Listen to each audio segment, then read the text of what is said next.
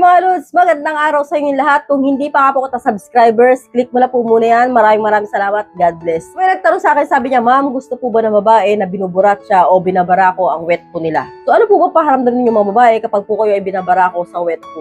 Gusto niyo ba yung pakiramdam na to? So tanong mo Lods na gusto ba ng babae na binabarako ang wet po niya? No? Ang sagot po dyan ay hindi. No?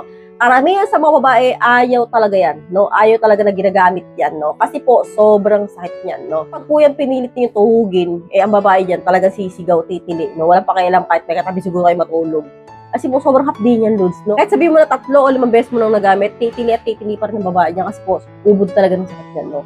Ewan ko ba kasi, Lods, ang petsa kapag yan na virgin na, di ba? Kapag second time na, third time, okay na eh. So, unlike po na itong wet po na to, hindi ko alam bakit kahit na maraming beses na, masakit pa rin. No, siguro dahil kakaiba yung kipot ng tasbo doon. So, karamihan, Lods, sa mga babae, umaayaw talaga pagdating dito, no? Kasi po, kapag po kayo ay nagjejerjera niyan, Lods, no?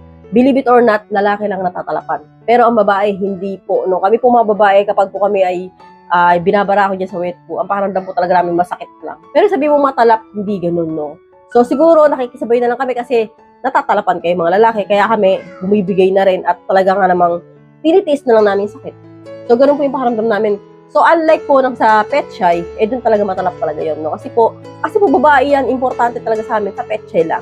So, ang ginagawa lang po yung wet po pagka lalaki sa lalaki. Ngayon, kami po mga babae, ayaw talaga namin yan kasi alam naman po namin na meron kaming pet shy, bakit doon pa.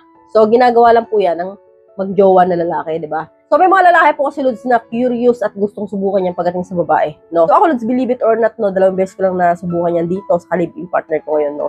2 beses, ayoko na talaga. Pero ngayon napapayag niya ako, may oil pa yun, sobrang dalas pa yun. Pero talaga nga namang, ewan ko ba, parang talagang di mo magpigilin tili mo pagdating dyan, no? Sobrang sakit, no? Kaya after, no, hindi na talaga kami umulit, no? Hindi na ako napaulit, no? Kahit anong sabihin niya. Sabi ko, subukan mo, suntuin ko mukha mo. Ganun ko yun eh. So, Lods, ngayon, alam niyo na, no, kapag po kayo ay gusto niyo subukan yan, tanong niyo po muna yung babae, pwede ba?